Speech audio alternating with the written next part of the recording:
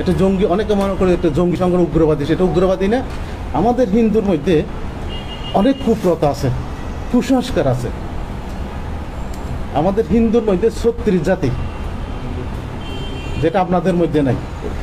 যেমন কুসংস্কার বলতে, আগে তো ওই জামাই মারাবার লাগে বউকে ওখানে আগুনে, জ্বলন্ত আগুনে নিক্ষেপ দিতে, আপনার তো সতীদাহ প্রথা।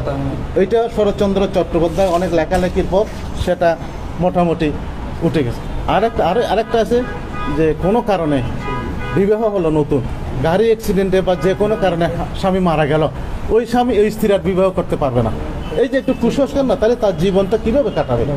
এগুলো জীবন যৌবন, এগুলো তো আল্লাহ দিয়ে জিনিস। এগুলির থেকে বেরিয়ে আসার জন্য আরও অনেক কুসংস্কার আছে আমাদের। এগুলিতে বেরিয়েছে ইয়ং জেনারেশনকে নিয়ে আমরা একটা চিন্তা করতেছি যে এই সমস্ত এই বয়সের ছেলেরা সাধারণত প্রেম করবে, মাদকাসক্ত হবে, চাঁদাবাজ হবে, সন্ত্রাসী হবে। আমরা কি করছি, বসে কিছু বয়স্ক লোক ঢাকা সহ যুব সমাজকে আমরা একটা সঠিক পথে ধর্মের দিক দিয়ে আনার জন্য আমাদের এই সংগঠন। জাগো মানে ধর্ম সম্বন্ধে কিছু জানো। যে ছেলে ধর্ম সম্বন্ধে জানবে, যার জ্ঞান থাকবে, সে কখনই ধর্ম মানে তো সত্য সুন্দর নিয়ে এর বাড়ি তার কিছু নেই বলে আমার মনে হয় না। কাউকে মারলে, কাউকে কাটলে তো ধর্ম হয় না। তো সুতরাং তাদেরকে, এই যুব সমাজকে সঠিক পথে পরিচালিত করার জন্য বৃদ্ধাশ্রমে যেতে না হয়, এই জ্ঞানটুকু, ধর্মের জ্ঞান থাকলে অ্যাটলিস্ট ছেলেরা বিপদ থেকে দূরে চলে আসবে। এটা হলো আমাদের মূল উদ্দেশ্য। আর আমরা কোনো উগ্রবাদী, জাগো হিন্দু উগ্রবাদী সংগঠন না, আমরা সেটা বুঝিয়ে দিয়েছি ওনাদেরকে। যারা সিনিয়র গতকাল বৈঠক হয়েছে, বলতে আমরা তো মনে করতাম এটা একটু উগ্রবাদী। আমি না, উগ্রবাদী কোথায় দেখান? আমরা তো উগ্রবাদী যদি হতো তাহলে আমরা তো এটা সমর্থন দিতাম। এটাতে আমরা সমর্থন, এটা বিরোধিতা করতে আসছি। আমরা দৃষ্টান্ত শাস্তি চাই। কেন একজনের জন্য সারা বাংলাদেশ আজকে একটা উত্তেজনা মুখর পরিস্থিতি, হিন্দু মুসলিম? আমি চট্টগ্রামে, আমার বাড়ি রাউজান, সালাউদ্দিন কাদের চৌধুরী, মহিউদ্দিন চৌধুরীর পিছনের বাড়িটা আমার। চট্টগ্রামে আমার চেয়ে মুসলিমদের সাথে সম্পর্ক বেশি কারণে। তার প্রমাণ হলো আমার এলাকায় আমি একটা মসজিদ করে দিয়েছি আমার অর্থায়নে, মৌলভী কবির আহমদ বাড়ির। ওই রকম একটা আমাদের সাথে সম্পর্ক। তখন এই স্লোগান যখন ভিডিওতে আমি দেখছি, আমি সাথে সাথে সবাইকে নক করছি, এরা কারা, এদেরকে বের করে, এদেরকে যে কোনো শাস্তির আওতা আনতে হবে, যে কোনো শাস্তি এদেরকে আনতে, দৃষ্টান্তমূলক শাস্তি হবে, যাতে ভবিষ্যতে আর কোনো সাহস না পায় এই সমস্ত অপকর্ম করার, আপত্তিকর স্লোগান দেওয়ার, একটা সম্প্রীতি নষ্ট করার। এটার জন্য আমরা কেন্দ্রের কাছে গিয়েছি, কেন্দ্র যথেষ্ট প্লিজড হয়েছে। এবং আমরাও অনেকটা অন্ধকারে ছিলাম, বুঝাবুঝি ছিল, মনে করতাম এটা একটা মুসলিমবাদী সংগঠন, কিন্তু দেখলাম না, একটা আদর্শ, আপনাদের মধ্যে একটা আদর্শ আছে, যেটাকে আমি গতকাল শ্রদ্ধার সাথে আমি মেনে নিয়েছি। এ হলো আমাদের বক্তব্য। আমরা চাই একটা শান্তি সহাবস্থান, এবং যারা আপত্তিকর স্লোগান দিয়েছে তাদের আমরা দৃষ্টান্তমূলক শাস্তি আমরাও চাই। এখন আপনাদের হারুন ভাই, স্লোগান যারা দিয়েছেন এগুলি চিহ্নিত আছে, এগুলি ভিডিও আছে, এগুলি প্রশাসনে দেখছে। না, জাগো হিন্দু পরিষদের সাথে জাগো হিন্দুর ব্যানারে দিছে, জাগো হিন্দু স্লোগান ব্যবহার করছে। এখানে একটা ইন্টারনাল ঘটনা আছে, এগুলো বড় এখনো দেখে যে লাভ নাই। এগুলো তো ভিডিও আছে। আচ্ছা, ভিডিও আছে। এখানে আমি হেড করতে চাইলে আবার কোনো সুযোগ নাই। আর আমি একটু সূচনা করি। জি, বলো। সম্মানিত প্রতিনিধিবর্গ, আমরা ফেসবুকের মাধ্যমে কুমিল্লার ঘটনা, তারপরে চট্টগ্রামের মিছিল, এগুলো দেখেছি। এবং অনেকে আমাকে এর লিঙ্ক দিছেন যে আপনারা একটু দেখেন, বা আমাদের মুসলমানদের পক্ষেও অনেকে কড়া কথা স্ট্যাটাস দিয়েছে। তো আমি প্রথম থেকে চিন্তা করেছি যে নিশ্চয় জাগো হিন্দু পরিষদ বা হিন্দু বৌদ্ধ খ্রিস্টান ঐক্য পরিষদের ভিতরে নিশ্চয় এই সচেতন মানবিক বোধসম্পন্ন মানুষরা আছেন, প্রতিটি ধর্ম এভাবে থাকে। ওনারা যদি এটা নোটিশে নেন, হয়তো এটা বাড়বে না। এটাই আমরা দেখেছি এবং এটাও দেখেছি কালকে, আমি কালকে ঢাকা থেকে আসছি আর কি, এটা দেখছি, হ্যাঁ কালকে ঢাকা এটা দেখছি। আর হিন্দু বৌদ্ধ ঐক্য পরিষদের ওই বিবৃতিটাও দেখছি। আচ্ছা বিবৃতিতে উপরের অংশটা ঠিক আছে, নিচে একটা বাক্য বলা হয়েছে যে ধর্মের নামে হয়রানি, ছাত্রত্ব বাতিল, এগুলো অবসান হোক বা এগুলো নিন্দনীয়। তিথি সরকারের গুম হওয়ার এটা খুঁজে বের করতে হবে। নিশ্চয় একটা স্বাধীন দেশে একটা মানুষ গুম হয়ে যাবে, ল অ্যান্ড অর্ডার কোথায় তাহলে? নিশ্চয় তিথি সরকারের কোনো অপরাধ থাকলে তাহলে বিচারের সম্মুখীন হবেন, কিন্তু তাকে গুম করে ফেলা এটা সত্য না। কিন্তু আমি আপনাদের অবগতি, আপনারা নিজেরাও জানেন, এই আমাদের আন্দোলন, হেফাজতের আন্দোলন, ইসলামী আন্দোলনের পক্ষে যে এটা ফ্রান্সে ওই শার্লি এবদোর যে ব্যঙ্গচিত্র, এটার প্রতিবাদ। আমাদের দেশের কোনো কমিউনিটির বিরুদ্ধে এটা নয়, এটা নয়। এবং কেউ কোনো স্লোগানও দেয় না, এ জাতীয় কোনো স্লোগানও দেয় নাই। কিন্তু নোয়াখালী প্রযুক্তি বিশ্ববিদ্যালয়ের দুজন ছাত্র হিন্দু কমিউনিটির, ওনারা ফেসবুকে অহেতুক আমাদের প্রফেট নিয়ে আপত্তি জানিয়েছেন, বিষোদ্গার করেছেন। এটা বিশ্ববিদ্যালয়ের সিদ্ধান্ত অনুযায়ী ভাইস চ্যান্সেলর ছাত্রত্ব বাতিল করেছে এবং ওই সিট বাতিল করে দিয়েছে। এটা হচ্ছে এটা ডিজিটাল সিকিউরিটি ল, প্রতিষ্ঠানের স্বার্থে। একজন মুসলমান মেয়ে 19 বছর, ওর 7টা সিম আছে, ওকে র্যাবে ধরছে। তো এটার হিন্দু পরিষদ ওইটাকে নিন্দা করা উচিত ছিল। যে আমি তো একথাও বলি, হারুন ভাই জানেন, কোনো মুসলমানও যদি গীতা, রামায়ণ, ভগবদ্গীতা, মনুসংহিতা অথবা রাম অথবা পরমহংস দেবের বিরুদ্ধে কোনো ধরনের কোনো আপত্তিকর, অসম্মানজনক করে, আমরা তো এটা নিন্দনীয় এবং তাকে আইনের আওতায় আনা প্রয়োজন।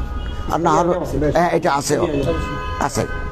এবং আমাদের প্রফেট আপনারা জানেন যে চার্টার অফ মদিনায় বিভিন্ন ধর্মাবলম্বী নিয়ে একটা চুক্তি করেছিলেন, যেটাকে চার্টার অফ মদিনা নামে খ্যাত। ওখানে লেখা আছে যে ব্যক্তির অপরাধ কমিউনিটির উপর যাবে না। Individual is liable for any crime, not the community, not the religion.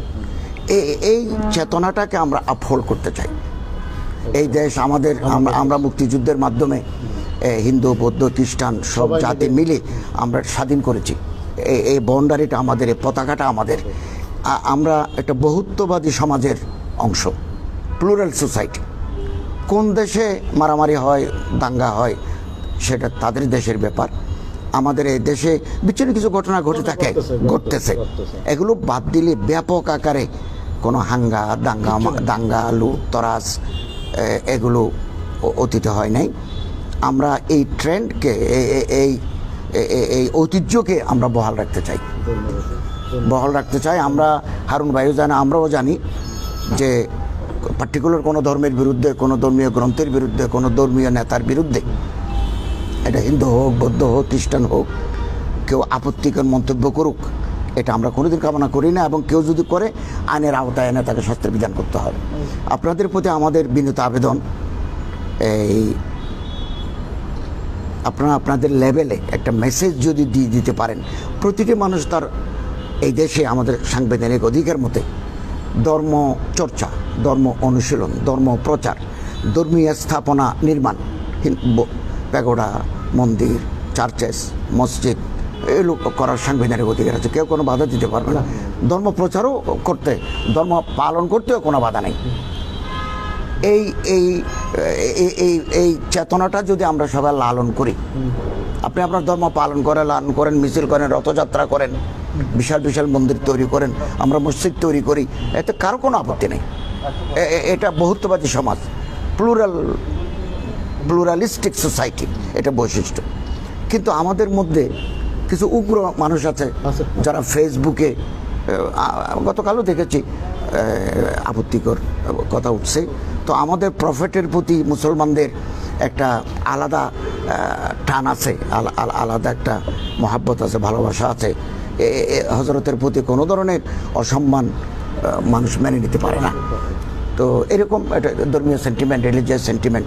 তো আমরা আশা করব আপনারা আপনাদের লেভেলে যা হয়েছে এটা তো আপনি ব্যাখ্যা দিলেন, আগামী দিনে যাতে এরকম অকারেন্স না হয় আমাদের সচেতন থাকতে হবে। এবং আমরা হারুন ভাই যে এলাকায় থাকেন বাঁশখালী, ওনার আশেপাশে হিন্দু এলাকা, পাশের বাড়ি। আর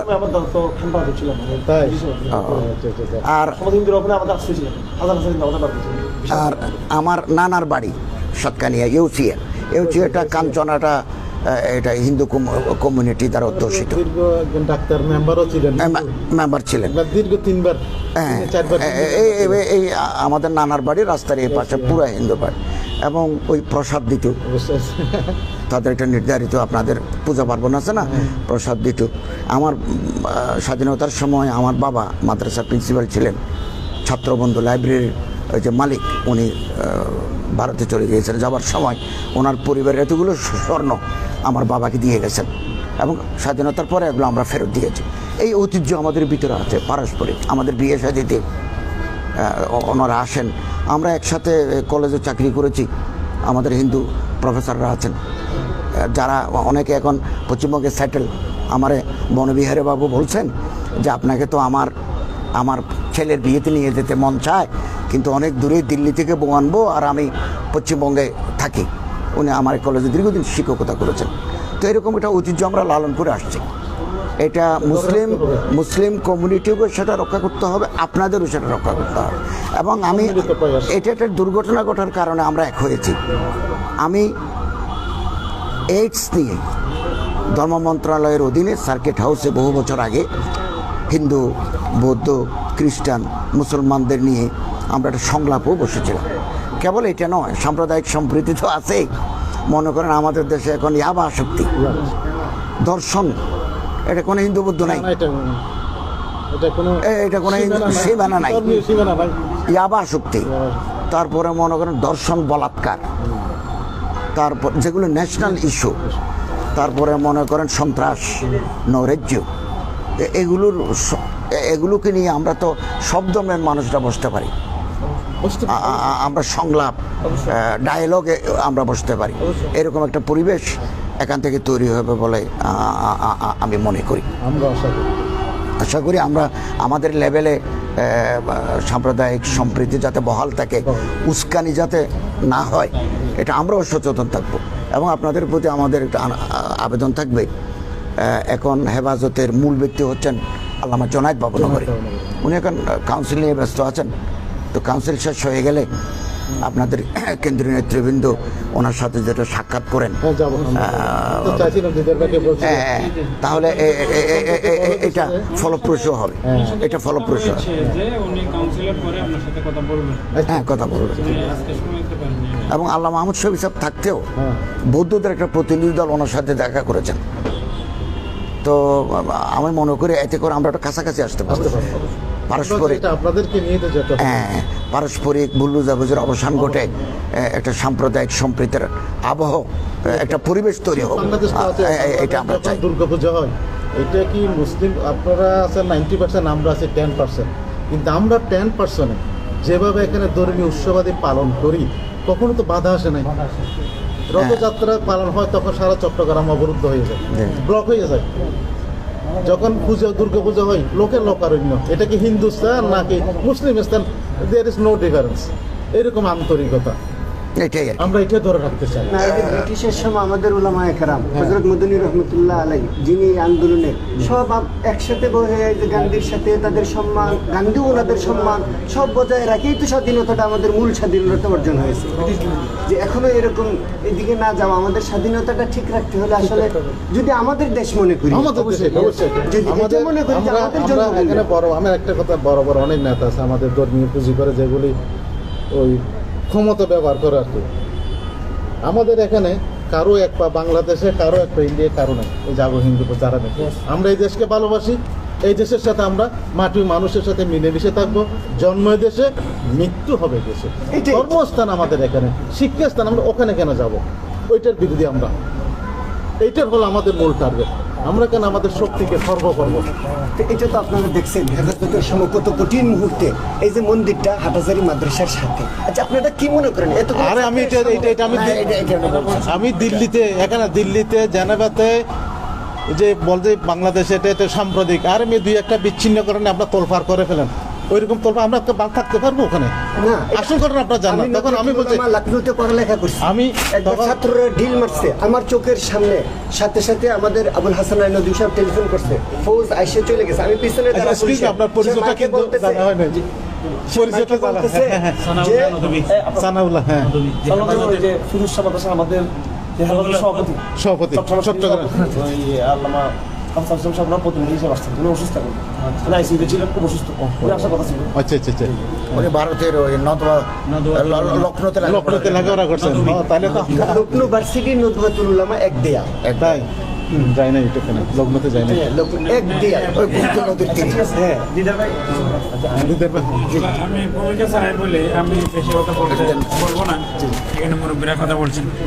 আসলে আমার দেখা মতে যেটা, সেটা হচ্ছে যে বাংলাদেশে সাম্প্রদায়িক সহিংসতা আমার চোখে পড়ে নাই, তবে যা আছে তা কিছুটা রাজনৈতিক ইয়ে আছে এবং বেশিরভাগ হচ্ছে ব্যক্তিগত। তো ব্যক্তিগত তো এটা মুসলমানের ভিতরেও আছে, হিন্দুদের মধ্যেও আছে। এখন কোনো ক্ষেত্রে কেউ সেটাকে নিজের স্বার্থে সাম্প্রদায়িক রূপ দিতে চেষ্টা করেন।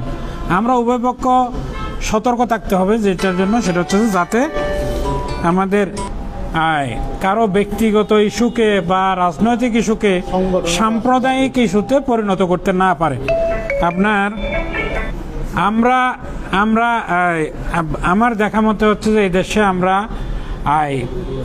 হিন্দু, মুসলিম, বৌদ্ধ, খ্রিস্টান আমরা সবাই যেভাবে ভাই ভাই আছি, হ্যাঁ, এইরকম বিশ্বে খুব বেশি দেশে এরকম নাই।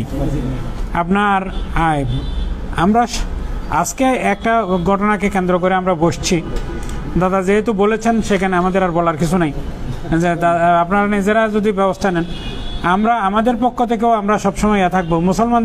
মুসলমান ছেলেদের ভিতরে তো একটা থাকতেই পারে, যেহেতু আমরা মেজরিটি, এরকম একটা থাকতেই পারে, তো অবশ্যই আমরা আমাদের দিক থেকে সচেতন থাকবো। হ্যাঁ, আমি নিজেও কালকে পরশু যতগুলি ফেসবুকে স্ট্যাটাস দিয়েছি, আমি বারবার করছি যে কারো পাতানো ফাঁদে যেন আমরা পা না দিই। হ্যাঁ, যে আপনার কেউ একজনে ঘটনা করলো, আমরা হুম করে যাই, একটা মারামারি শুরু করে দিলাম। কালকে দাদা আমাকে রাত্রে ফোন করছেন সরকারহাটের ওদিকের ঘটনায়, আমি তাড়াতাড়ি যদ্দূর পারছি একজনকে ফেসবুকে পাইছি, আমি ওখানে বলছি যে তাকে গ্রেপ্তারের জন্য আন্দোলন করতে পারো, কিন্তু কারো ঘরবাড়ি অথবা কোনো ব্যক্তির উপরে যাতে হামলা না হয় এটা। হ্যাঁ, তার বিরুদ্ধে যদি আমাদের আপত্তি থাকে, আমরা তাকে গ্রেপ্তারের জন্য প্রশাসনের কাছে দাবি জানাইতে পারি, আমরা মিছিল মিটিং করতে পারি, কিন্তু কোনো ব্যক্তির গায়ের উপরে যেন হামলা না হয় আর বাড়িঘরের উপরে যেন হামলা না হয়। এটা আমরা সবসময় এই জিনিসটা অবশ্যই আমরা খেয়াল রাখবো। আর আমি যেটা করবো সেটা হচ্ছে যে আজকে তো আমরা একটা ইস্যু নিয়ে বসেছি, আমরা এমনি মাঝে মধ্যে যদি মত বিনিময় করি, তাহলে আসলে আমাদের জন্য এটা কল্যাণকর হবে। আমরা উভয়ে, আর সবচেয়ে বড় কথা হলো নিজেদের পক্ষের লোকজনের দোষ ত্রুটির বিচার যদি নিজেরা করি, তাইলে আসলে কেউ কাউকে করতে হবে না, কিছু করতে হবে না। আমি আগে আমার পক্ষের কেউ একজন যদি কিছু করে, তার দোষটা আগে দেখতে হবে, আমার দোষটাকে আমাকে আগে দেখতে হবে, দেখে তার বিচার করে এরপরে যদি দেখা যায় যে তার উপরে কোনো অবিচার হয়েছে, আমরা ওই পক্ষকে বলবো, আপনাদেরকে জানাবো যে দাদা এখানে এই ঘটনাটা হয়েছে। তো আপনারা আসছেন ঘটনার জন্য, যে আপনারা নিজেরা উদ্যোগ নিয়েছেন, এটার জন্য আমি ব্যক্তিগতভাবে আমার পক্ষ থেকে ধন্যবাদ জানাই। তো পূজা পদ্ধতির সভাপতি রাউজন যতগুলি পুজো হয় ঢাকা শহরে, এতগুলি রাউজনের কত পুজো? 230টা পুজো মণ্ডপ। এটা চিন্তা করা যায়? তাহলে কত সুন্দর সম্প্রীতি আমাদের মাঝে। আমরা আছি 30% আর আপনারা আছে 70%। কেউ তো বাধা দিচ্ছে না। মূর্তি পুজো তো অনেকে পছন্দ করে না, কিন্তু বাধা তো দিচ্ছে না। আমরা এই যে নিউ মার্কেটের ঘটনাটা, এটা প্রত্যেকটা মুসলমান, এটা এখানে হেফাজত, শাসনতন্ত্র বা কওমি মাদ্রাসাকে উল্লেখ করা হয়েছে। এদেশের প্রতিটা মুসলমান